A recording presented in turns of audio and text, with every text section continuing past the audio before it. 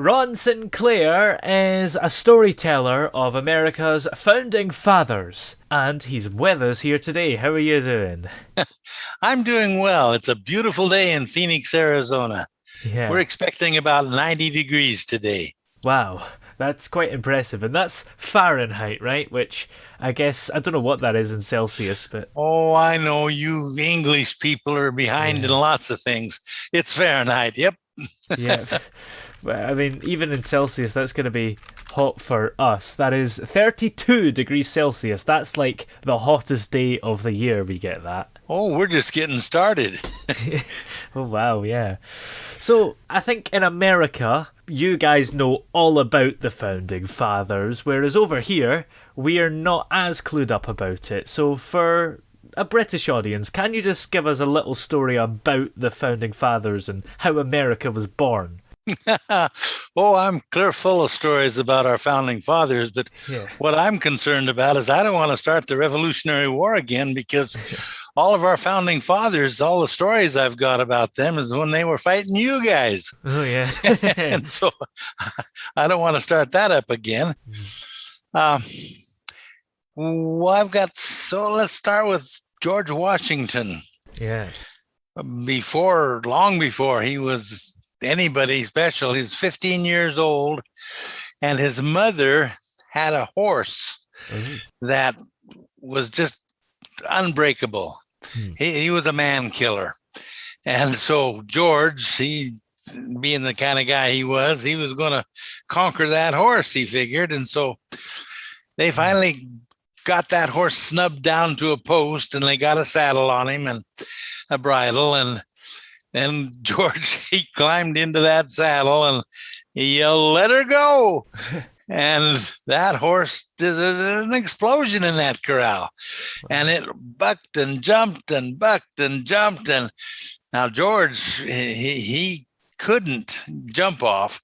I mean, in today's rodeos, there's a safety rider out there. And when the timing goes off and he's ridden his time, the safety rider will come up and he'll jump onto the rider will jump onto the safety rider's horse and he's safe. But here, if George jumped off that horse would turn and attack him. It'd kill him. He knew it. It was a fight to the death. They both knew it. There was a mutual understanding. Mhm. Well, that horse jumped and bucked and bucked and jumped, and Washington, he kept kicking him with his heels and slapping him with his hat until finally that horse just jumped one more time and then it fell down dead. The horse was dead. Wow. So that gives you an idea of the mentality, the character of George Washington. Mm. He was an incredible person. Yeah. 2 years later, he was the official surveyor of Culpeper County there in Virginia. And he was out in the boondocks. I mean, for them in those days, a surveyor was buckskins and tomahawks.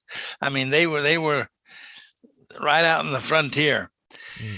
And he was going about doing his business when he came upon a group of families that had gathered together because one of the farmers had a 16-year-old girl, just a beautiful, gorgeous, vivacious gal. Yeah.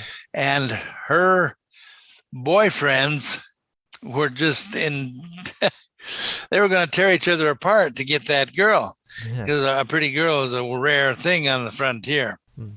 Yeah. And so he came upon this group. It was just like a county fair. And he decided that, well, he was going to enjoy himself for a while. And so he, without any idea what was going on, he decided to enter into the contest. He is a very physical boy, and they were having lots of contests, running, jumping, all kinds of things. Well, the farmer who had the daughter was so concerned about all the boys who were trying to get his daughter that he decided to solve the problem. And the way he did that was invite all the boys together, and whoever could jump the farthest would have the girl's hand in marriage. That was the reason for this get together, this fair out in the country. Well, George Washington, of course, didn't know that. He came into the goings on, and he lined up with all the guys. And when the signal was given, he ran down the raceway, and when he jumped, it looked like he'd never come down, but he did. He came down way past the mark where all the other boys had come down. Well, the daughter, you can imagine, she knew all the other boys, but who was this big, tall, lean galoot that came in there? She was really concerned, and of course her father was too, and so we started asking around. And when they found out that he was the main surveyor for Culpeper County, that he actually earned, what was it? They called it Spanish doubloons, only they call them pistoles at that time. But anyway, in today's money, he was earning well over $100 a week, and she was pretty excited about that. And her father, he just thought that he'd struck gold, because he came over and they started patting George on the back and congratulating him. And more exciting than that, here this most beautiful girl suddenly started paying such attention to him. He didn't know what to think about that. She was grabbing onto him and cooing up to him, and he was getting all hot under the collar. He didn't know how to handle her. Well, then he started asking, well, what's going on? He wanted to find out now that he'd won the contest. And when he found out that she was going to be his wife, according to the father and everybody else there, he made a decision. He made a decision that was to have a profound effect upon him all the days of his life. That decision was to influence why he won the Revolutionary War. He went into a strategic retreat. He ran. He ran, and he discovered that he could outrun all of them as well as outjump them. That he got away, and we owe a great debt of gratitude to that young lady. We never did find out her name, but she taught George Washington his greatest talent in beating you limeys over there. He learned how to do a strategic retreat and save his forces for another day. That's quite an interesting story. Well, no, come on now. That's a true story. Yeah. At least we have a lot of evidence that said it's. Yeah. Well, we have some people telling other people about it. Well, yeah, it's a true story. Yeah, and a great one as well. So tell me a little bit about the other founding fathers as well, because, there were quite a few. Are there any other interesting stories for them? Oh, there's lots of stories, Yeah. History makes stories all the time. One that I like is John Quincy Adams. Now, he was the son of John Adams, our second president, and he was his fifth president, I believe. But when he was only 10 years old, he went with his father, John Adams, who was an envoy to France. He was 10 years old, this John Quincy Adams. Between then and 4 years later, when he was 14, he learned 7 languages. Wow. Learned them well. So well that when he was 14 years old, he accompanied our ambassador to Russia as the official interpreter. John Quincy Adams. Now, to show you more about his character, after he was president, he, back in those days, you didn't run for Congress. You were begged to run for Congress or to to make yourself available. I'll put it that way. Yeah. And he did, and he became a congressman. Now, this is after he had been president, but he was totally convinced that slavery was an evil institution, and he was going to do his bit to kill it. And that's what he did. He made enemies all over the southern states as he was trying to stop slavery. And he was still doing that. At the time, his heart gave out, and he slumped down his desk while seated in Congress.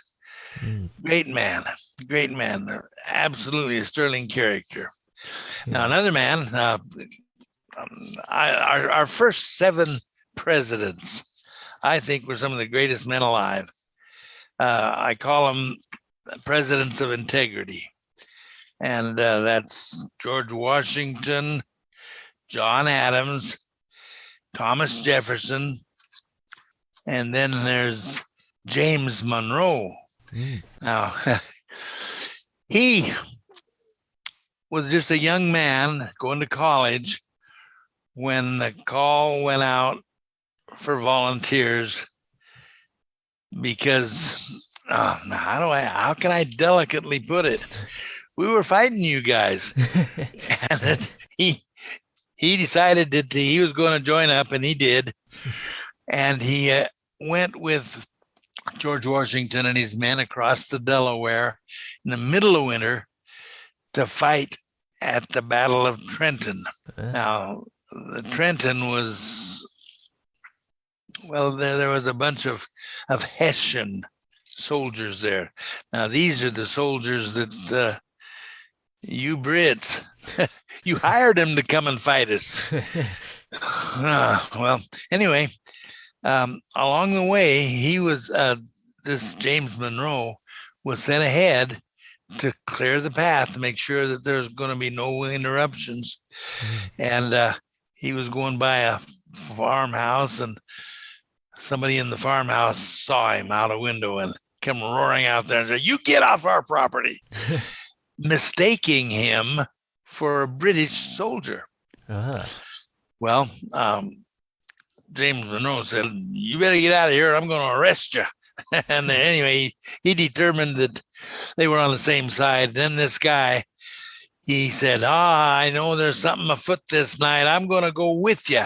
I'm a doctor, and I think that maybe somewhere along the line, my services will be required. And so we went with James Monroe on into the Battle of Trenton.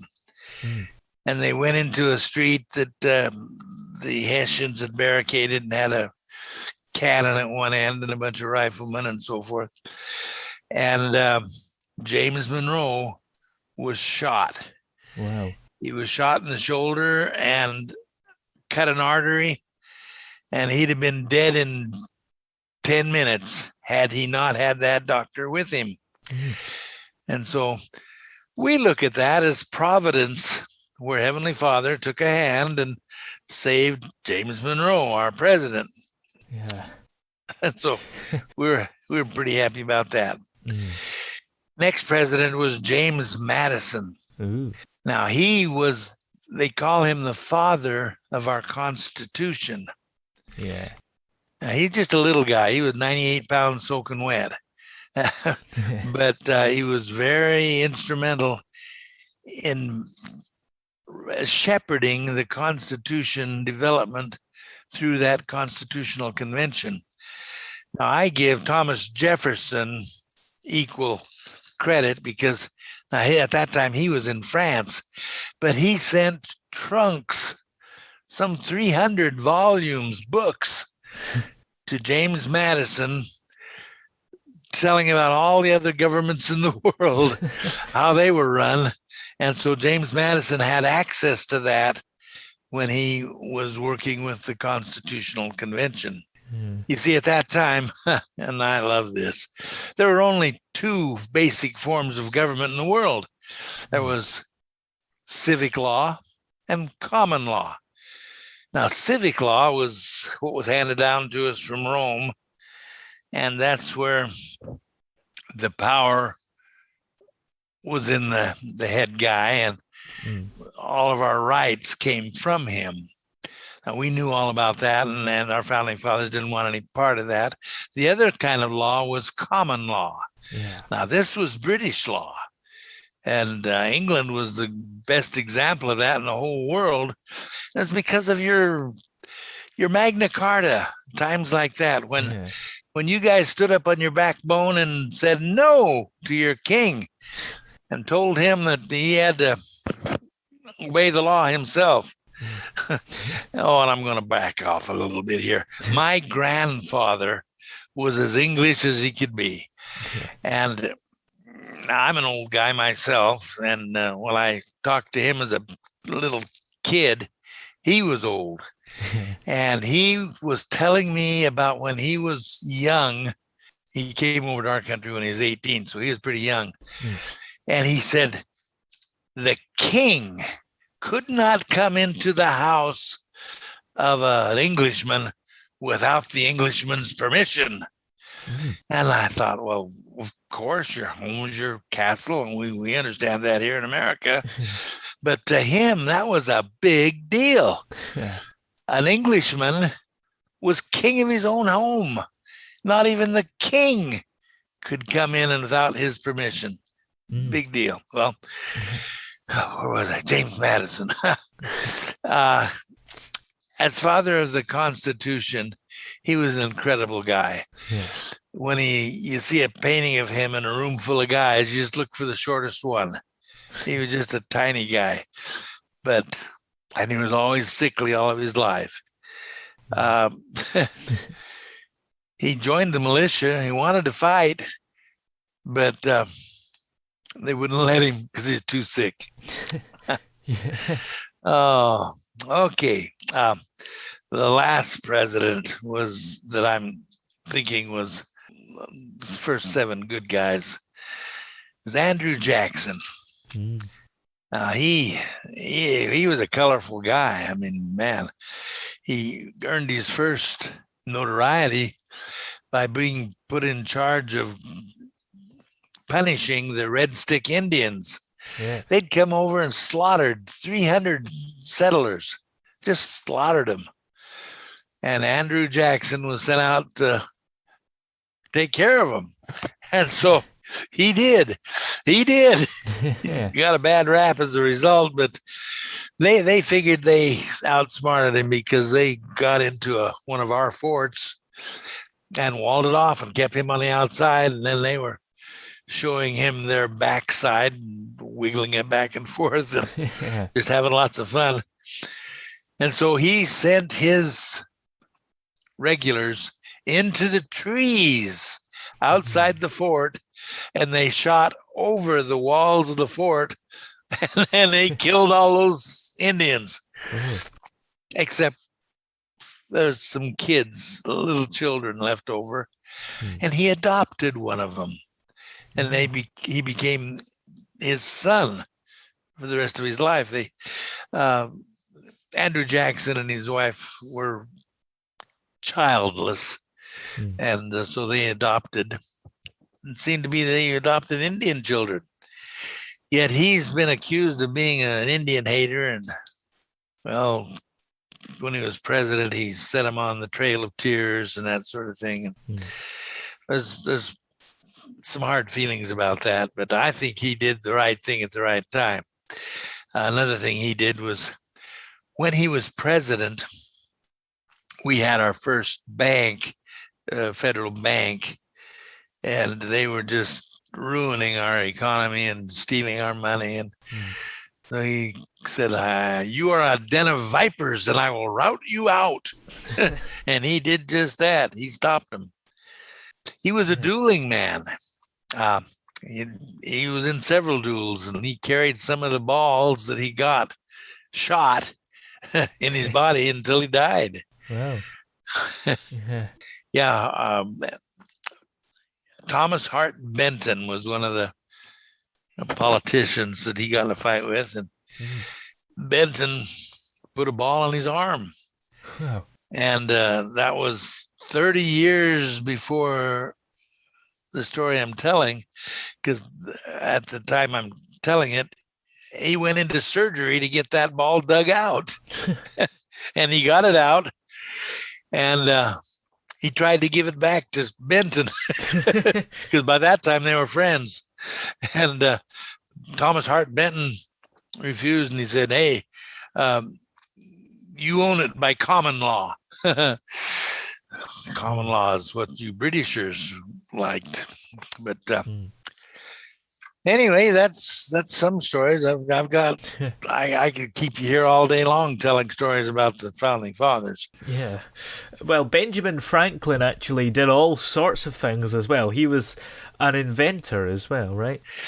Yes, and not only an inventor, he was an entrepreneur, big time. He became one of the richest men in America. Yeah. Because of his savvy. Yeah. But I think he'd been a lot bigger and better at that if he hadn't spent so much time in the courts of France and in England. He spent a lot of time over in your part of the pond. I guess he was kind of a ladies' man over there a bit. Yeah. But here in America, he invented some things that, like health insurance. Can you imagine that? Yeah. People would come together, pool their money, and then if any of them got sick, then that was theirs, and they could give it to the doctor and get better. Yeah. Fire insurance. They'd put their money in a pool, and if their house burned down, they'd get that money to build a new house. Wow. It's incredible. He's quite well known for not inventing, discovering that lightning was electricity, because he flew a kite out there. Yeah. I wouldn't recommend that to anybody. But he flew a kite, and then lightning hit the string, and the string was wet, and it came down, and sparks flew from a key that he tied to the end of the string. And another thing that he invented, I don't know the name of it for sure, but it was a bunch of bowls, glass bowls of different sizes that would turn in a box of water so that they'd always be wet. And you'd put your finger on those bowls as they turned, and they would vibrate under the, because it was wet, and then your fingers, I don't know. I never heard one, but he could play quite a tune with those. Yeah. So, yeah, Benjamin Franklin was a great, great man. Yeah. Poor Richard's Almanac is one of his publications, and I think that's still being published today. He predicted the weather and had a lot of Poor Richard's sayings. I can't think of one right now. But anyway, yeah, anybody else that you had in mind? Well, not really. I was just going to ask, how come there were so many founding fathers? How come there wasn't just one person that led the way? Well, I guess it's a degree of influence. If there were one person, it would absolutely be George Washington. Yeah. But and people don't recognize the fact that he wrote. He was a prolific writer. We don't have his words canonized, I suppose, but he wrote a lot. Yeah. Now, one thing that really bothers me is that he wrote his farewell address after his second term as president. Now, he wrote it in the summer. He well in advance of when he left office. Yeah. But when he left office, it was read. And subsequently, it was required study in every school in our land up until about 1950s. And now we never hear of it, the George Washington's farewell address. Yeah. In that, he gave us lots of words of wisdom, how we should handle ourselves with other countries. Yeah. He didn't think we ought to be involved at all. Yeah. Stay out of it. Yeah. Uh, but we've fallen so far away from his counsel. Gee. Mm. Well, anything else? Anybody else you had in mind? Well, it's interesting because I think sometimes a lot of people mention this fact, and I want to kind of fact check it with you, that the independence agreement thing wasn't actually signed on Independence Day. It was a bit later. The Declaration of Independence? Yes. Well, its first draft came up, and the people then thought that the Independence Day was going to be July 2nd, Yeah. but it wasn't. For some reason, they chose July 4th. I'm wondering if you might be thinking of our Constitution, because it took quite a while to get it ratified. Yeah. Some of the holdout states were months away from getting it ratified through their Congresses. No,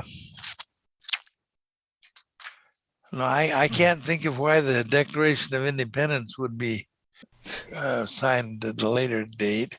The Constitution certainly was. Yeah. Well, It's interesting. I'm sure it's a thing, because it seems to be this fact that people always seem to come out with to make themselves sound smart.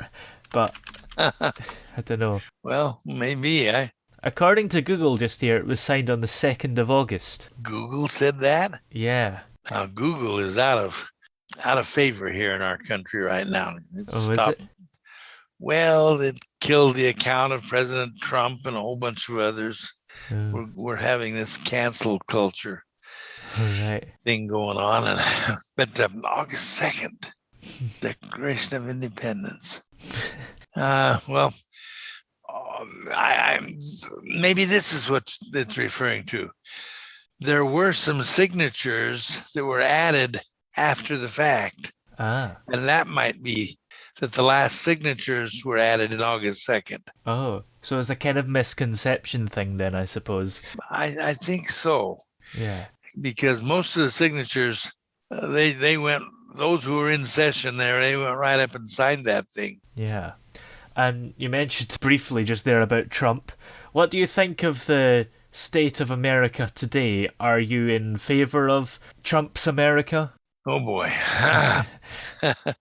I think that President Biden is the worst thing to happen to our country since Pearl Harbor. Wow. The socialist agenda has just taken over in so many areas. President Trump was unraveling that for us. And that's why there was such a massive attack against him. Yeah. Now, what I would like to do, if it's okay with you, is put a pitch in for my company. What we're trying to do. Now, we've been developing curriculum materials to be given to charter schools. Now, I'm not sure if you know the difference between a charter school and a public school. Yeah, kind of. I think we have them here, sort of, yeah. Okay. Well, the charter schools are able to be a little bit more independent in what they teach. And as far as we're concerned, my company is Uncle Sam Says. And we're convinced that the far left, we call them the progressives, have been undermining our education since the days of Woodrow Wilson, for Pete's sake. Yeah. They were called progressives back then, too. At that point, their crown jewel was the League of Nations, and they were trying to push that down our throat. And we had smarter senators then than we do now. And they rejected it. They recognized what was going on, and they said no. And so the progressives, they didn't miss a beat. They just went underground and started working on, well, lots of things, but primarily our education system, and then they were successful. Good grief. They're so successful that today almost all of our major universities, they're leaning so far left they need outriggers to stay upright. They've been filtrated down into our middle schools, and even our grade schools and kindergarten are teaching kids to be, what do they call it, woke. And they've got this critical race theory going on now. Are you familiar with that term? Yeah, kind of. Yeah, they're teaching us that America was born on the backs of slaves. Therefore, it is totally irredeemable, and it's got to be burned down, torn down, and that way we can, as Biden likes to say, build back better. Well, we don't believe that. We're providing true accounts of our history to our schools. And the way we're doing it is our slogan is, let's defund Washington. Ooh, sounds like we're tax protesters. Well, we are kind of, but we're doing it legally. People come to us and we tell them, you want to send your money into Washington and have it pay for, oh, good grief, some of the things that they're paying our tax money for is ridiculous. Oh, so ridiculous. Anyway, we say, you want to do that, or do you want to keep it home legally and put it into the school system so they can be teaching the kids the truth? Well, they do that. They buy the curriculum materials from us and then donate them to the charter school here, and they get 100% credit for their taxes for doing that. And it's helping our schools teach the truth. Right now, in public schools, boy, if a teacher tried to teach that George Washington and Thomas Jefferson were good guys, they'd be in big, big trouble. So, I mean, even Christopher Columbus, he's a bad guy. Bad dude, according to them. Where when I was growing up, these guys were our heroes. Yeah.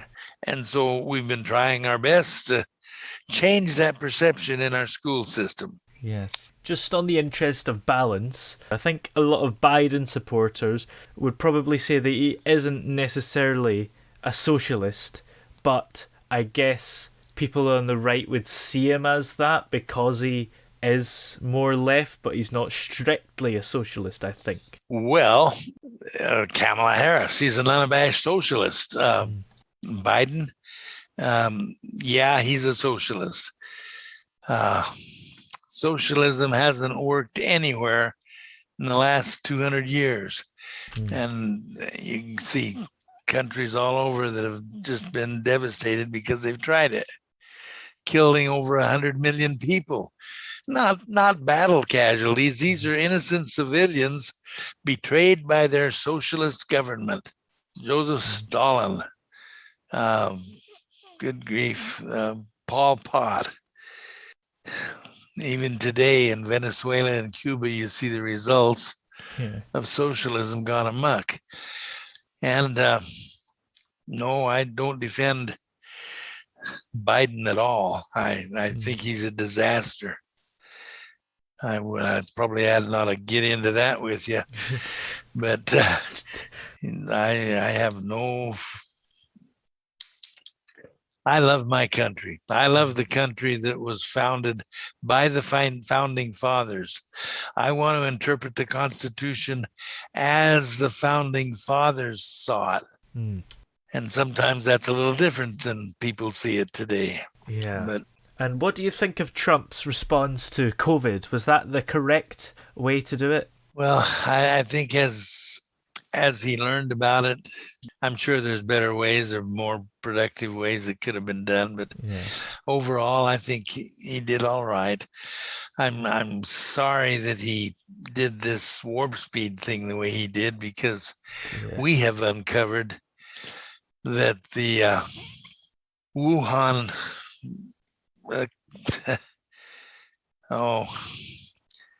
that clinic in China that gave us our COVID, Yeah. that they were owned by GlaxoSmithKline, who accidentally owns Pfizer. Pfizer's the company that provides, one of the vaccines. And that's started by Wuhan and accidentally funded by Dr. Fauci.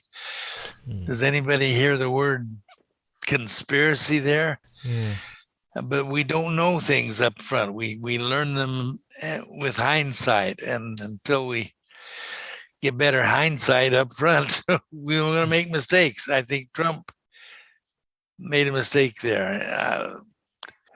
Dr. Fauci, if you're familiar with him, he's made so many mistakes regarding his instructions for how to deal with COVID. It's been a bad disease, that's for sure. Yeah. But I think the progressive movement has glommed onto it, and they're riding it for all it's worth. There's no need for us to be bound down and under mask mandates now. Gee. Well, about like where COVID originated, I don't think there's any evidence of yet that it started in a lab, is there? Well, I'm not sure why you're saying that, but to me, there is evidence that it started there, and I don't know. I there's a lot of things I don't know. It's frustrating. Yeah. But I'd recommend that you go to our website. Yeah. UncleSamSays.us/USA. And in the April issue, we have an article in there called Daylight Killers.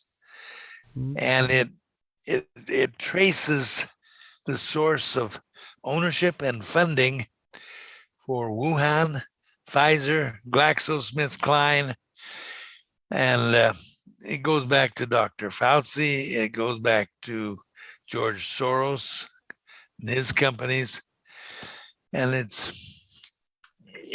a mess. It's a problem. Right now, we had a little girl, high school girl, collapse at the finish line of an 800-meter run because she was wearing a mask. She had to. She had to wear it, or they wouldn't let her compete. And so she wore it, and she collapsed right at the finish line. They've got video of it and so on. And it's because of the dang masks. And there's a lot of evidence. There's a whole big body of evidence that those masks don't do a thing to help us. So they're not going to make it worse, though. That's true. Well, you also started a podcast as well. And what do you like to get up to in the podcast? I do the stories. And the podcast can be downloaded. iHeartRadio is my favorite place to download it. But anywhere you download podcasts. But on earth, that podcast is stories of our founding fathers, true stories. And I find it interesting that 20-some% of my audience is outside the United States. Ooh, yeah. I have 3 of my biggest listeners. One's in Paris, France. One's in Moscow, Russia. And I get a South Africa, even Japan. So that surprised me. And your call asking me to talk about the founding fathers kind of surprised me too. I did not want to restart the Revolutionary War with you, but people are interested in across the country or around the world. Yeah, absolutely. I guess, non-Americans are interested because the founding fathers aren't really taught in British schools. We learn more about our own history, I suppose. So some people will take an interest and want to know about other countries, and America, which is like the most important country in the world, one of the most powerful anyway. Well, we owe it to you Britishers, and I don't understand it. You never learned to drive on the right side of the road. But you got a lot of things right. And when you went to common law after your Magna Carta, that provided a template for us to pattern the Constitution after. Now, we were dead set for sure not going to allow another King George, because he learned to get around your laws by loopholes and so on. And so our founding fathers were just plumb nuts about making checks and balances in our Constitution so that no one person or no one part of our government could gain the upper hand. Yeah, absolutely. Like it has now with Biden. Yes. I don't know why different countries have different sides they drive on. I think it's something to do with in the olden days when they were riding horses. And I think in our country the king was right-handed or something, so that meant he hit the person on the other side of the road with his right hand. Oh. And then, like, in the other countries they were left-handed, so if you were going to murder somebody on the other side of the road, you use your left hand, something like that. I don't know if it's as brutal as that, but it's to do with something. Well, it's crazy how things turn out. Like the distance between railroad tracks. Oh, yeah. Some of the crazy ideas that started that. And I think it started right over there in Great Britain. Yeah. Well, but we owe a lot to you guys. We really do. And to show our love and appreciation during the Second World War, I don't know if you know this, but our national anthem has 4 verses.